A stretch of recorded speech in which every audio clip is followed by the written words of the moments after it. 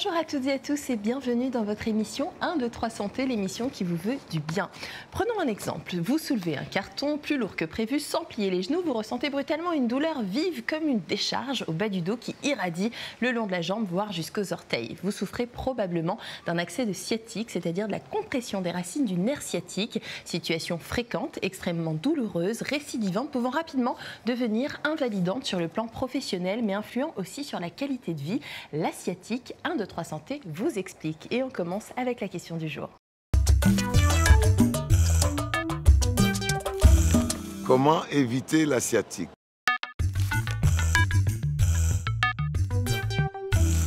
Et pour aborder ce sujet, toujours fidèle à mes côtés, le docteur José Perianin. Bonjour docteur. Bonjour Jennifer. Nous sommes accompagnés aujourd'hui du docteur Nicolas Segaud. Vous êtes rhumatologue à la clinique de Choisy.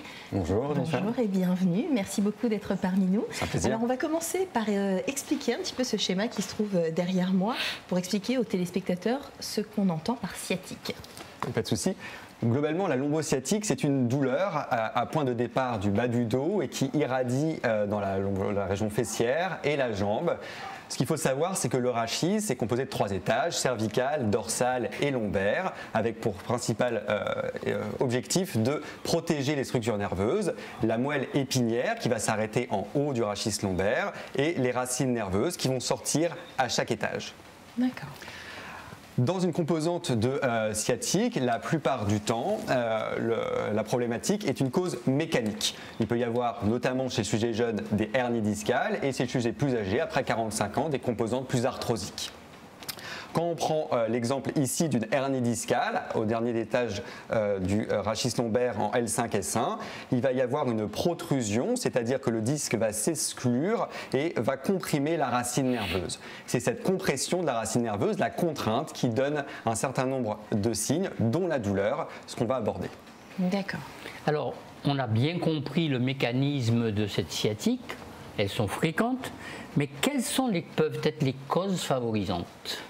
Alors, donc, les causes favorisantes, elles sont multiples. Il faut savoir que globalement, il y a un terrain qui peut être génétique. On parle souvent de familles qui ont des mal de dos ou des sciatiques. Ce qu'il faut quand même rappeler, c'est que la sciatique, le mal de dos est quelque chose d'assez banal. C'est la première consultation de médecine générale. Il faut savoir qu'en moyenne, 25 à 50% de la population générale va souffrir à un moment d'un mal de dos ou d'une sciatique.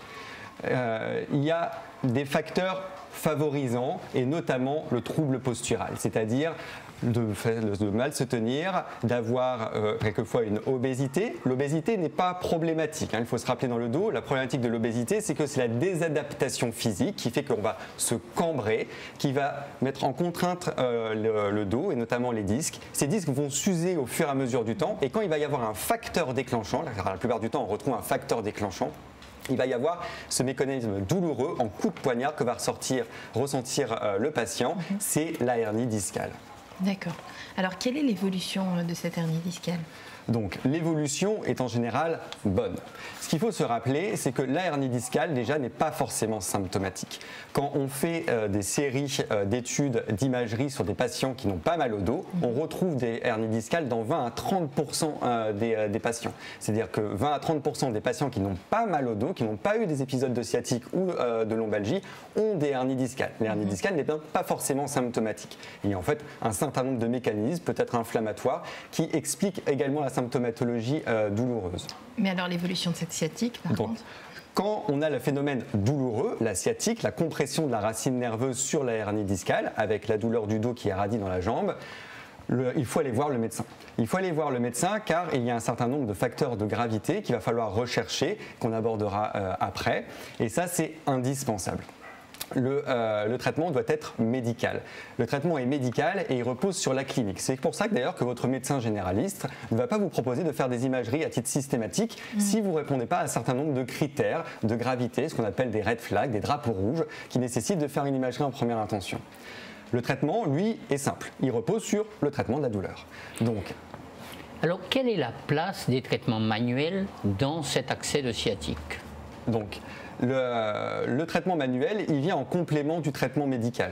le traitement médical, il va reposer sur le repos relatif, il va reposer sur les traitements antalgiques et sur des anti-inflammatoires en fonction des antécédents du patient. Et là-dessus, à la phase aiguë, il peut y avoir un certain nombre de traitements, de médecine manuelle, de thérapeutie manuelle qu'on peut mettre en place.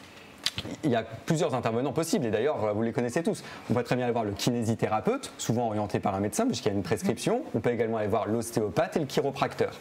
Tous les trois vont avoir des techniques un peu différentes tout de même. Il faut savoir que le kinésithérapeute va avoir surtout un objectif rééducatif et on va le voir plusieurs fois pour faire cette rééducation, à la différence peut-être de l'ostéopathe ou du chiropracteur qui vont avoir quelque chose de plus aigu pour soigner la douleur via des techniques particulières. En quoi cette prévention est importante dans la sciatique? Je dirais même que c'est primordial, Jennifer.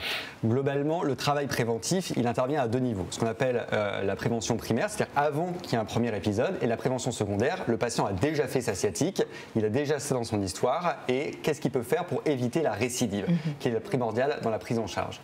Souvent, trop souvent d'ailleurs, dans les consultations, on voit des patients qui sont ce qu'on appelle lombalgie chronique, ils ont mal au dos tout le temps avec des phases d'exacerbation, voire des phases de sciatique, et quand on les interroge sur qu'est-ce qu'ils font en prévention, malheureusement, quelquefois c'est un manque.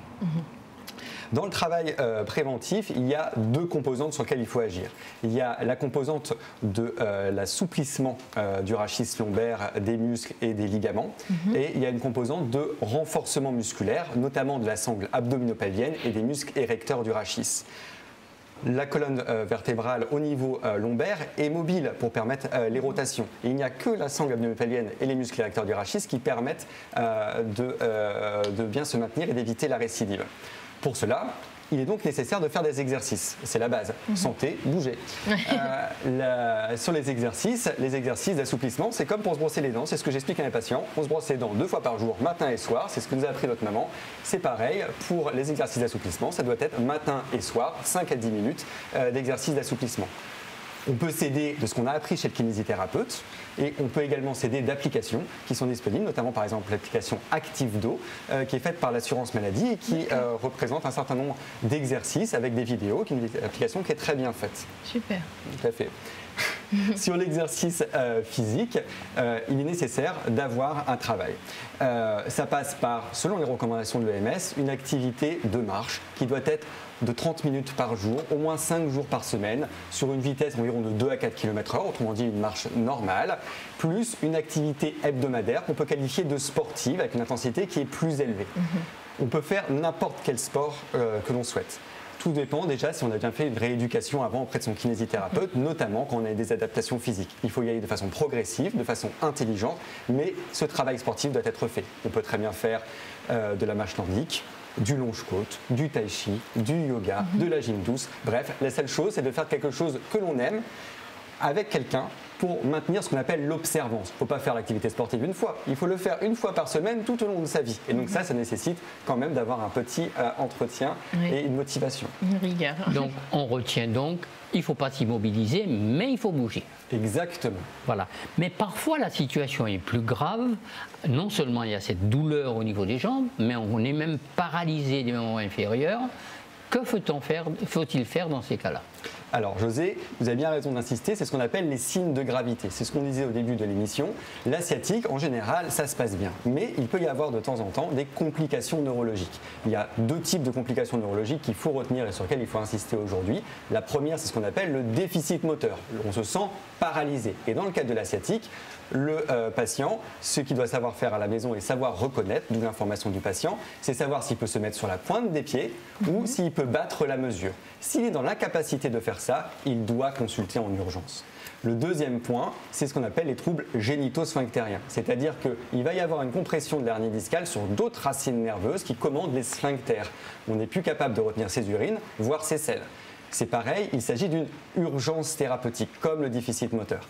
Il ne faut pas aller voir son médecin généraliste, il ne faut pas aller voir son rhumatologue, il faut se présenter aux urgences, et idéalement avec des urgences qui ont des neurochirurgiens, car il va falloir avoir une évaluation rapide, clinique, de l'imagerie, pour plus ou moins une orientation chirurgicale qui doit se faire dans la journée au grand maximum. D'accord. Donc c'est parce que la moelle épinière, les racines nerveuses sont coincées complètement. Oui, c'est pas vraiment la moelle épinière que vraiment plus les racines nerveuses comme vous l'avez montré exactement, tout à l'heure, qui sont coincées. Et quelquefois, on voit même des images plus complexes, où la hernie discale se détache entièrement et tombe littéralement dans le canal vertébral, venant comprimer tout un tas de racines nerveuses qu'on appelle le syndrome de la queue de cheval. Alors, devant cette situation, vous avez bien dit que c'est une urgence médicale. Il ne faut pas aller chez le kinésithérapeute, ni commencer un traitement, ni son médecin traitant. Il faut aller tout de suite aux urgences. Exactement. Que peut-on faire dans cette situation?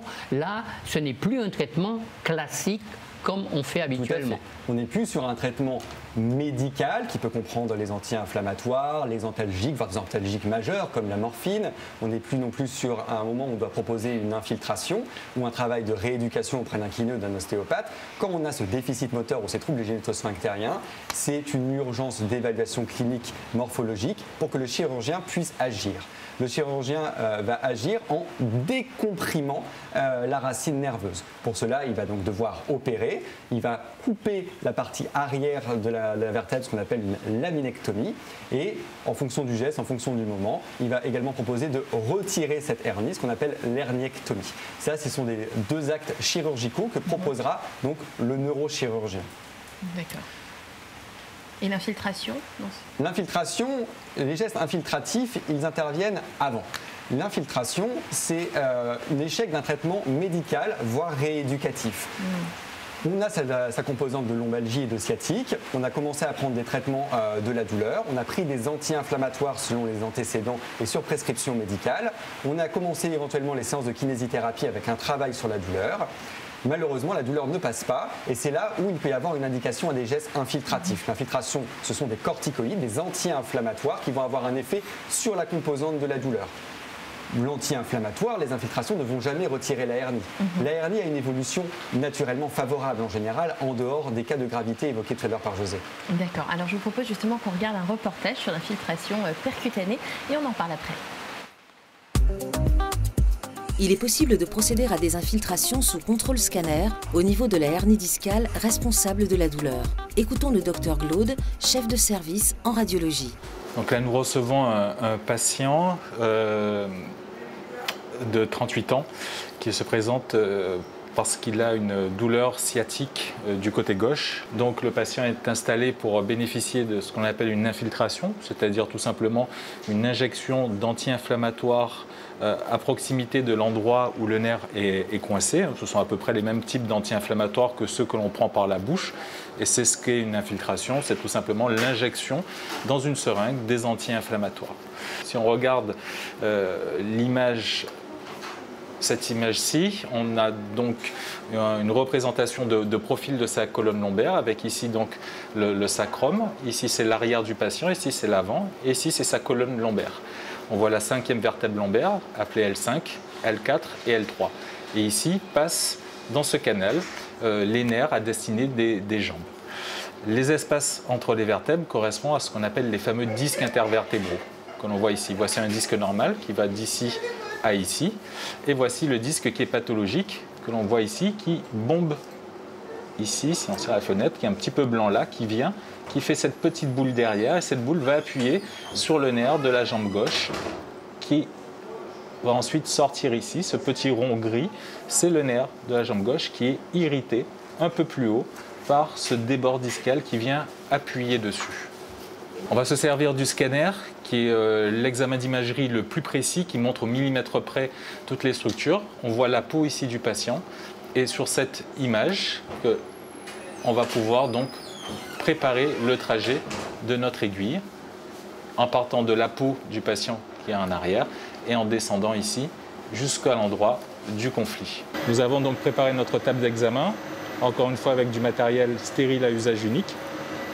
Nous allons avoir du coup les aiguilles que nous allons utiliser, les anti-inflammatoires que nous allons injecter et ici les différents produits que nous allons utiliser, la bétadine pour désinfecter, ici l'anesthésie locale et ici le produit de contraste pour nous repérer.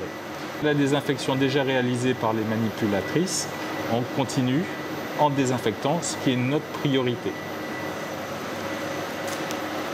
On va placer un champ, ce qu'on appelle un champ, c'est un drap stérile sur la zone de travail, ce qui va nous permettre de travailler dans les bonnes conditions d'asepsie. bouge pas, on va endormir la peau.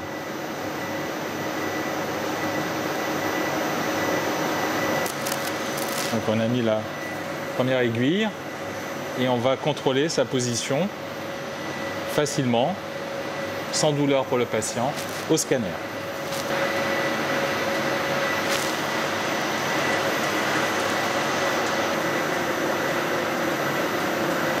Donc après avoir contrôlé, fait l'acquisition des images à l'endroit où on avait mis notre aiguille, on a sous notre écran de contrôle l'image de référence et puis on voit ici notre aiguille qui est en train de descendre et de se diriger vers la zone d'intérêt.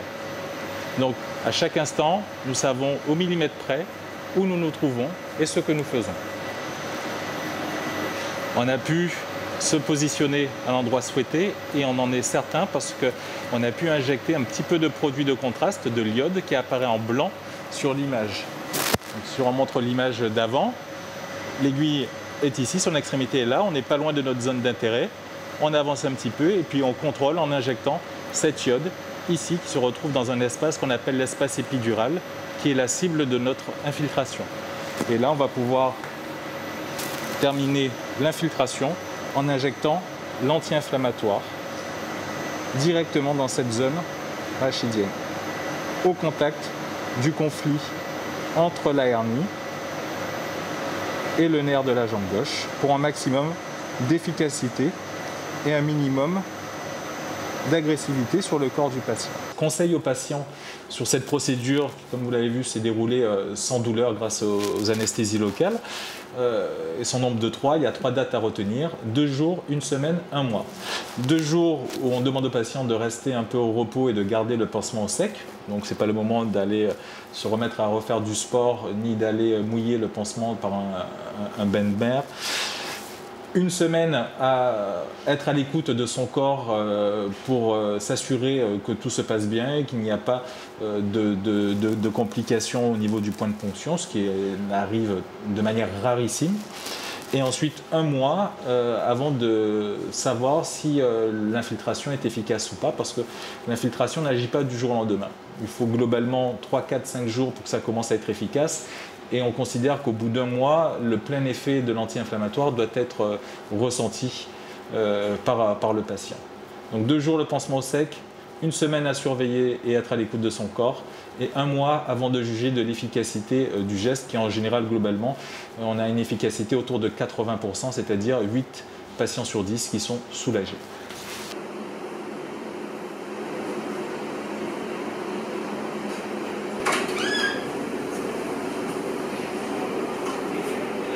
Donc nous recevons ce matin une patiente de 35 ans qui se plaint depuis de nombreux mois d'une sciatique, c'est-à-dire une douleur souvent forte qui part du bas du dos et qui descend le long de la jambe gauche. Cette sciatique est due à la compression du nerf de la jambe gauche, L5, par une hernie discale.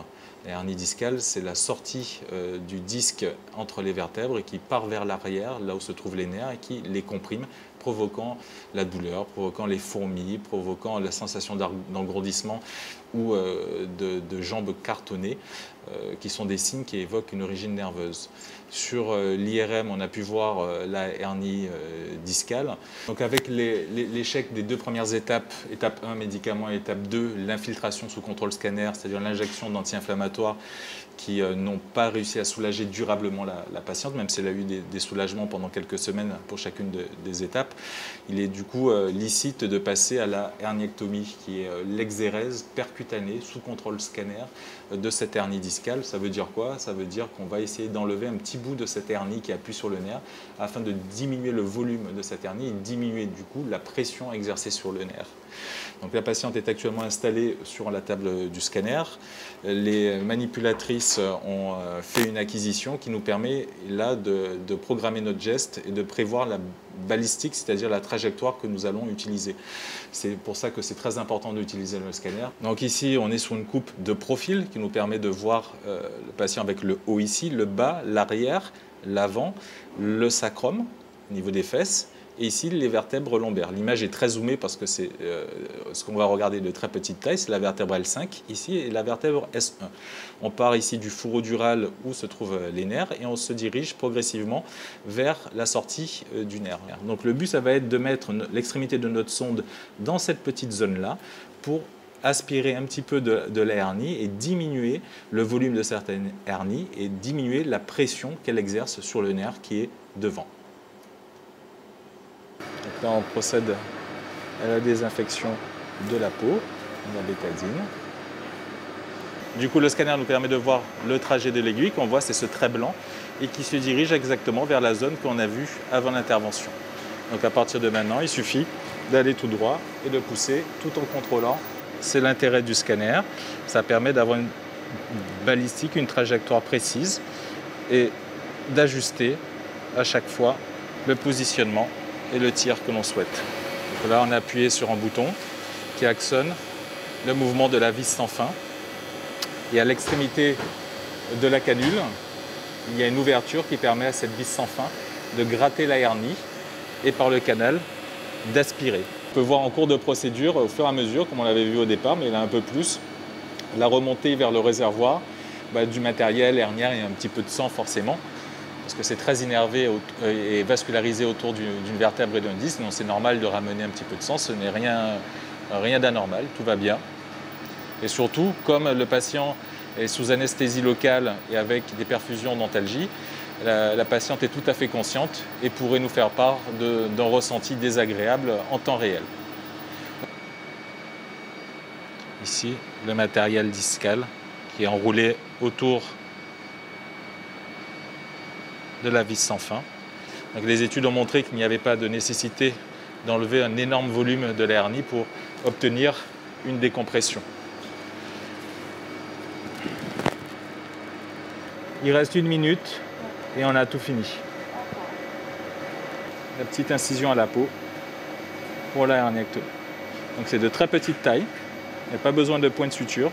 Un simple pansement dessus que la patiente gardera au sec pendant 1 jour ou 2 suffira et puis tout ça va cicatriser tranquillement. Les suites opératoires sont habituellement simples.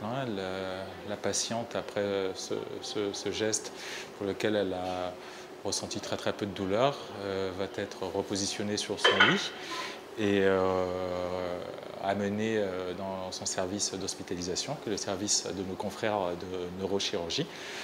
Elle va rester encore cette nuit en surveillance et normalement, avec des suites simples, demain, elle devrait pouvoir sortir et regagner son domicile.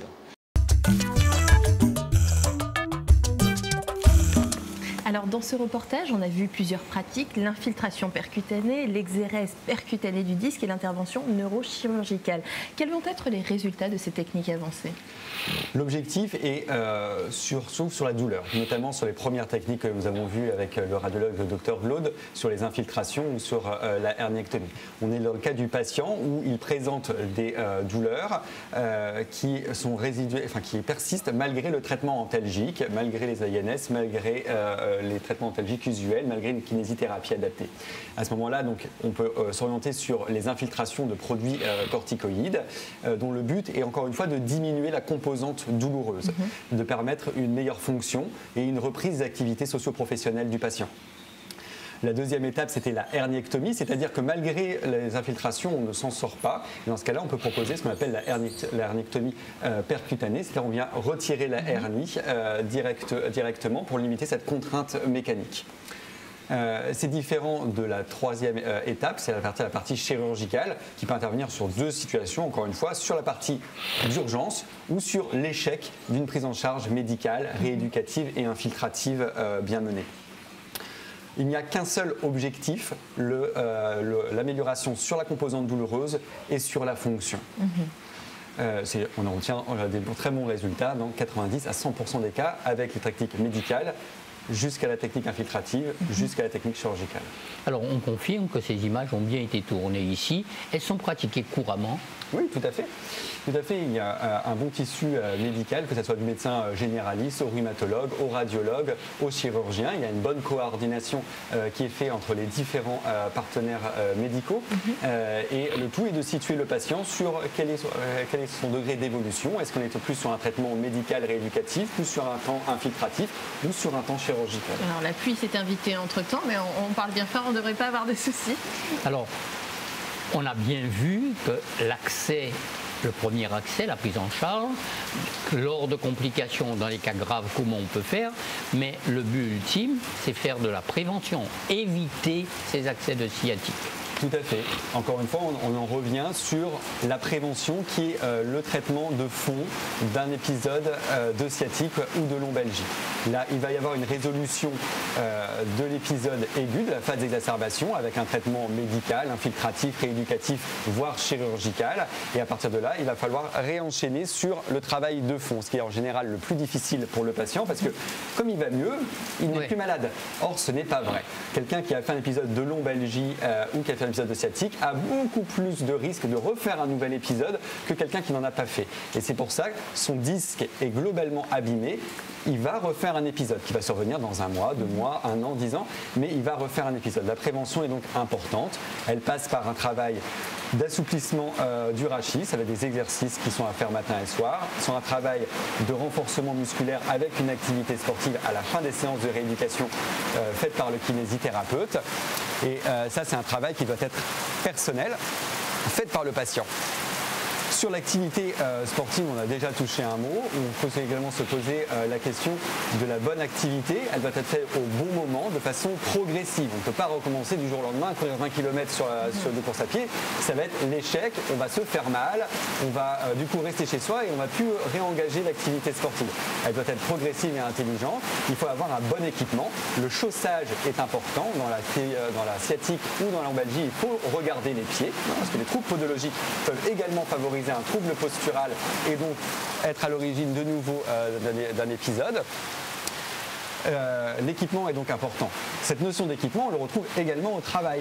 Quand on fait, quel que soit le métier, qu'on soit secrétaire, médecin, assis derrière un bureau durant la journée, ou qu'on soit sur un travail plus physique, comme déménageur ou autre, on a toujours un trouble postural qui peut survenir. Il faut s'assurer de la bon positionnement de l'ordinateur quand on travaille au bureau. Il faut s'assurer de la bonne économie lombaire quand on fait des travails qu'on appelle de charge. C'est-à-dire on va porter des charges lourdes. Il faut qu'il y ait un travail d'économie lombaire. Il faut réfléchir à ces gestes. C'est quelque chose qui doit s'apprendre, qui peut éventuellement s'articuler avec la médecine du travail. Mais c'est des choses qui doivent s'apprendre. On peut recourir également à des ports de ceinture lombaire. Je pense encore une fois à des ménageurs, on porte des charges lourdes. C'est pareil. Mais la ceinture lombaire ne prévaut pas d'avoir un bon travail d'économie lombaire, de plier les genoux pour chercher une charge lourde qui est posée sur le sol.